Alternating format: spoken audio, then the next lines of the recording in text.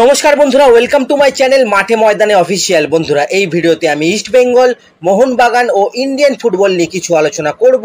তোমরা যারা যারা আমার ভিডিওটা দেখছো, আমার চ্যানেলটা প্লিজ সাবস্ক্রাইব করে নাও ইন্ডিয়ান ফুটবলের এরকমই আরো আপডেট পেতে। প্রথমেই বলি, আজকে ইস্ট বেঙ্গল ক্লাবের শুভ জন্মদিন, শুভ প্রতিষ্ঠা দিবস। তাই সকল ইস্ট বেঙ্গল জনতাকে জানাই হ্যাপি ইস্ট বেঙ্গল ডে। এই বছরটা ইস্ট বেঙ্গলের পক্ষে একটা স্মরণীয় বছর, কারণ 75-এ আইএফএ শিল্ড জিতেছিল ইস্ট বেঙ্গল। সেই জয়ের 50 বছর পূর্ণ হচ্ছে এই বছরটা, এবং এর সাথে সাথে আর একটা স্মরণীয় ঘটনা, 1975 সালের 30শে সেপ্টেম্বর মোহনবাগানকে কিন্তু 5-0 গোলে হারিয়েছিল ইস্ট বেঙ্গল, যেটা এখনো পর্যন্ত কলকাতা ডার্বিতে সব থেকে বেশি মার্জিন। তো সেই জয়েরও 50 বছর উপলক্ষে আজকে কিন্তু প্রতিষ্ঠা দিবসে একটা স্পেশাল ভিডিও দেখানো হবে। এই হচ্ছে ব্যাপার। যাই হোক, আজকে পুরুষ ফুটবলের বর্ষসেরা পুরস্কার পাবে সৌভিক চক্রবর্তী, এবং মহিলা ফুটবলে বর্ষসেরা পুরস্কার পাবে সৌম্যা গগলত, এবং প্রাইড অফ বেঙ্গল পুরস্কার পাবে মহিলা দলের ফুটবলার সঙ্গীতা বাস্পর। এরপরে বলি নর্থ ইস্ট ইউনাইটেডের কথা। তো নর্থ ইস্ট এবারে কিন্তু একটা গোলকিপার সাইন করাতে চলেছে, এবং সেটা যেহেতু আইএসএল এ সেরকম এখন কোনো গোলকিপার অ্যাভেলেবেল নেই, তাই তারা আই লিগ থেকে নিয়ে এসে কিন্তু গোলকিপার সাইন করাতে চাইছে। আই লিগের গোলকিপার সত্যজিৎ বরদোলাইয়ের নাম কিন্তু সামনে আসছে। 29 বছর বয়সী এই গোলকিপারকে খুব সম্ভবত নর্থ ইস্ট কিন্তু সাইন করে নিচ্ছে। এর আগে কিন্তু প্লেয়ারটা বেঙ্গালুরুর সাথে যুক্ত ছিল। এসসি বেঙ্গালুরু হয়ে সে 4টে ম্যাচও খেলেছিল। যাই হোক, আগামী কয়েকদিনের মধ্যে কিন্তু এই সাইনিংটা হয়ে যাচ্ছে। এরপর যদি আমরা একটু রাফায়েল রিবেইরোর কথা বলি, তো এই প্লেয়ারটা হচ্ছে 29 বছর বয়সী একজন সেন্টার ব্যাকের প্লেয়ার, ব্রাজিলের প্লেয়ার, এবং পাওলিস্তার ভেলো ক্লাবে খেলছিল সে এতদিন। এবার হায়দ্রাবাদ এফসি কিন্তু শোনা যাচ্ছে নতুন মরশুমের জন্য রাফায়েল রিবেইরোকে সাইন করিয়ে নিয়েছে। আগামী কয়েকদিনের মধ্যে কিন্তু তার যোগদানের কথাও ঘোষণা করে দেবে হায়দ্রাবাদ খুব সম্ভবত।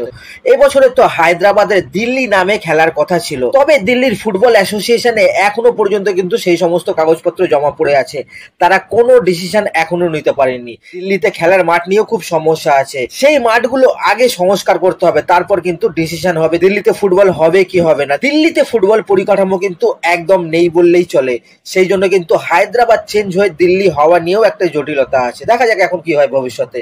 পাঞ্জাব অবশ্য দিল্লিতেই খেলে, কিন্তু পাঞ্জাবের যেই মাঠটা আছে সেই মাঠটা বাদে কিন্তু পরিকাঠামো খুবই খারাপ। তো সেই সমস্ত সংস্কার করে এ বছরে অন্তত কিন্তু হায়দ্রাবাদ থেকে দিল্লি নাম হবে না আশা করি। যাই হোক, এরপর যদি আমরা একটু স্পোর্টস বিল নিয়ে কথা বলি, স্পোর্টস বিল কিন্তু তৈরি হয়ে রেডি হয়ে গেছে।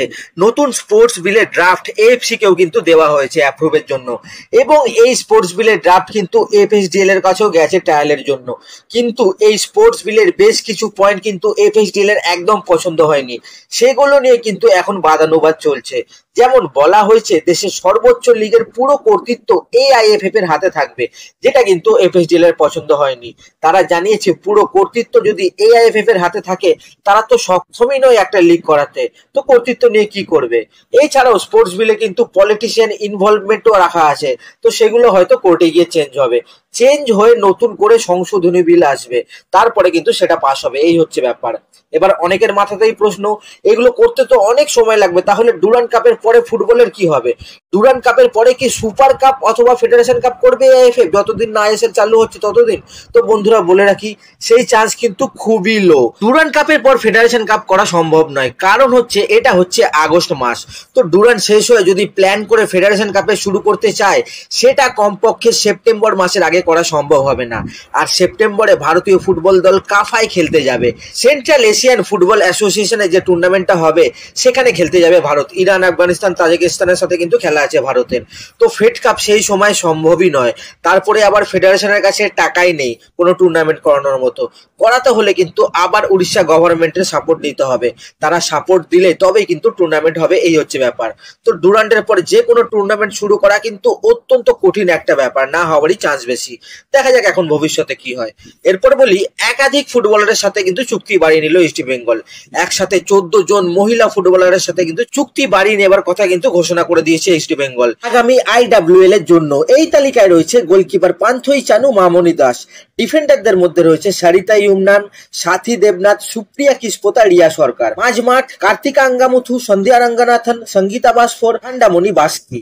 ফরওয়ার্ড সৌম্যা গুগুলত, সুলঞ্জনা রাহুল, সন্ধ্যা মাইতি এবং রিষ্টি নাঞ্জেরি এই খেলোয়াড়দের সাথে কিন্তু চুক্তি বাড়িয়ে নিয়েছে ইস্ট বেঙ্গল।